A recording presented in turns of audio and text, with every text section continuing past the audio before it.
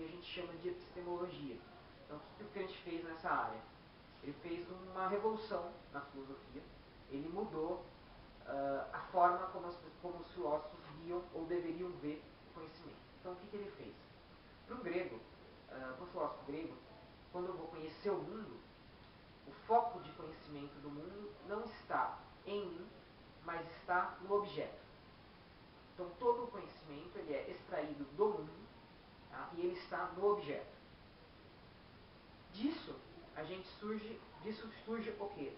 Surge uma poderosa metafísica, uma poderosa ontologia. Né? Aquilo que a gente chama em filosofia de estudo do ser é ontologia, ou seja, as coisas elas existem fora de mim, independente de mim, e eu busco o conhecimento nelas. A gente diz que o Kant ele foi um demolidor ou um destruidor dessa forma de pensamento chamada metafísica, porque ele propôs o quê? Ele propôs uma mudança radical, uma revolução radical, que é deslocar o foco do conhecimento. O Kant tirou o foco do conhecimento do objeto e passou para o sujeito. Então, quem conhece exclusivamente é o sujeito, e o sujeito determina o objeto. Né? Então, o que o Kant fez? Ele fez algo análogo à Revolução Copernicana. O que fez logo Nicolau Copérnico? Ele deslocou o foco das atenções da Terra para o Sol. Então, não é o caso que o Sol gira em torno da Terra e que a Terra seja o centro das coisas, mas, na verdade, a Terra gira em torno do Sol e o universo sequer tem centro. Então, o que o Kant fez?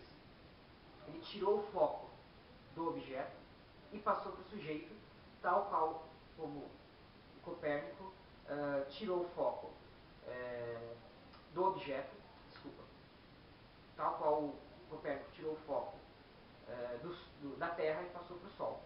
Então a gente costuma usar essa analogia para explicar aquilo que o Kant faz em termos de teoria do conhecimento. Então, na hora de conhecer as coisas, é um sujeito pensante que conhece, e é um sujeito pensante, inclusive, que determina o conhecimento das coisas, o conhecimento do objeto. Então, um dos aspectos em que o Kant também foi revolucionário foi no sentido de que essa teoria do conhecimento dele, né, esse deslocamento que ele faz do foco do conhecimento, deixa de ser o objeto, passa a ser o sujeito. Né, o que ele quer dizer com isso? Quer dizer o seguinte: quando eu vou conhecer, por exemplo, uma maçã, eu aprendo a cor da maçã, o sabor da maçã, o cheiro da maçã. São impressões distintas. A cor é diferente do cheiro, que é diferente do sabor. Então, o que o Kant vai dizer? Isso são impressões, são sensações que a gente tem sobre a maçã. Quando eu uno tudo isso e formo o conceito de maçã, eu me reportei ao meu entendimento, que possui o quê? Categorias. Então, eu categorizo essas sensações, essa sensibilidade e digo, olha, eu junto aquelas coisas, eu junto a cor, o sabor e o aroma e formo o conceito de maçã. Então, a teoria do conhecimento do Kant ela vai ser mais ou menos baseada nisso daí. E aí, qual a consequência imediata disso? O Kant circunscreve os poderes da razão. O que ele quer dizer? Estabelece limites. Olha, existe um corpo de coisas, existe um limite de coisas que a razão pode conhecer. E existem outras, infelizmente, que a razão não pode conhecer. Nossa racionalidade não é apta, não tem as ferramentas necessárias para conhecer certos tipos de coisa. Então, esse exemplo que eu dei da maçã. Eu tenho que, antes de ter o conceito de maçã, eu tenho que ter a sensibilidade dela. Eu preciso ter a ideia de cor, sabor, aroma, etc., para formar o conceito de maçã. Qual a consequência disso, então? Para o Kant, nós não podemos ter conhecimento dos objetos da metafísica. Quais são os objetos da metafísica? Os principais: Deus e a alma. Como é que eu posso ter um conhecimento de Deus e da alma se eu não tenho nenhum material empírico, ou seja, eu não tenho nada da experiência para recorrer que me refira a Deus ou me refira à alma?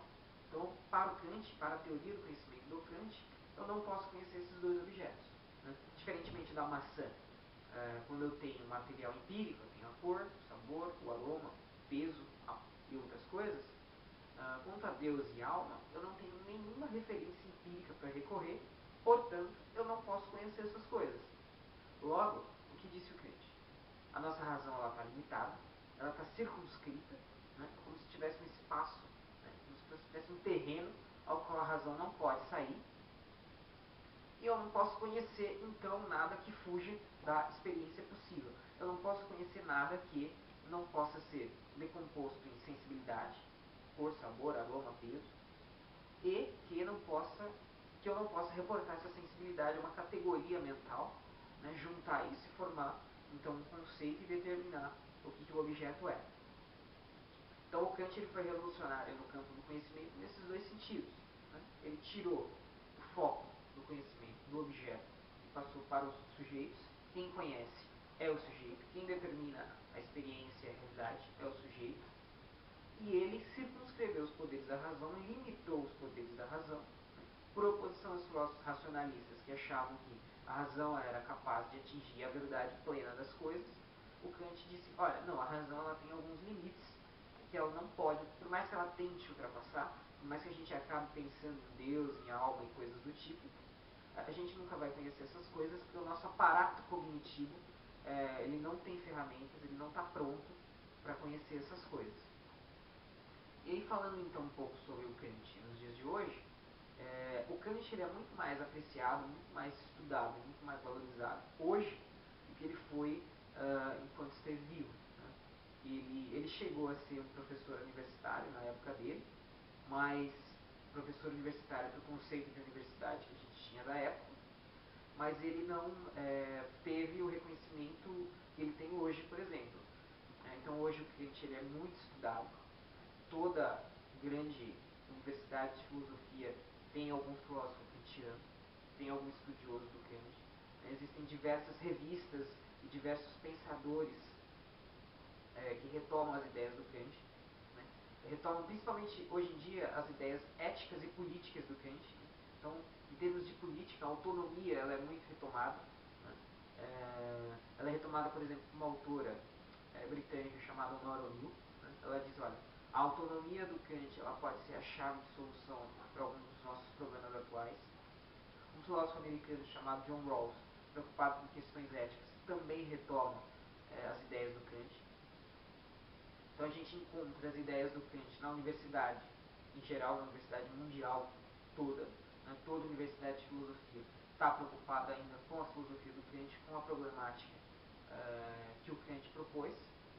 E no terreno da ética, então, a gente vai ter outros diversos filósofos tratando da ética kantiana, principalmente do conceito de imperativo categórico. Né? E no terreno da prática, então, o que o Kant dizia? Ele dizia o seguinte, existe um negócio chamado imperativo categórico e a gente tem que testar as nossas ações, submeter as nossas ações a esse imperativo categórico. Então eu tenho que fazer o seguinte, se eu vou mentir, eu tenho que pensar a seguinte coisa antes de mentir. Eu gostaria que a mentira se tornasse uma lei universal? Eu gostaria que todos mentissem? Se eu submeto a mentira ao teste de universalidade, ela sobrevive? Não.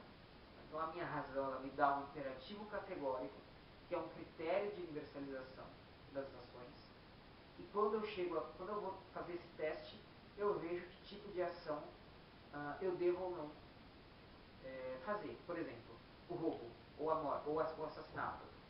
Eu gostaria que o assassinato se tornasse uma lei universal? Eu nem poderia fazer isso, porque tornaria uma bagunça sem limites. Né? E eventualmente eu mesmo acabaria morto, né? Se eu quisesse que o assassinato se tornasse uma lei universal. Não poderia, vai contra a minha racionalidade querer que o assassinato se torne uma lei universal. Então isso não sobrevive ao teste do imperativo categórico. Então essas ideias do Kant elas são retomadas hoje, são estudadas hoje. Eu mesmo sou um estudioso da filosofia kantiana, eu estudo mais aquela parte do conhecimento que eu falei. E então o Kant ele ainda é influente, ele ainda é estudado, ele ainda merece ser estudado, porque eu acho que a filosofia kantiana, os conceitos do Kant, eles estão aí para resolver alguns dos nossos problemas.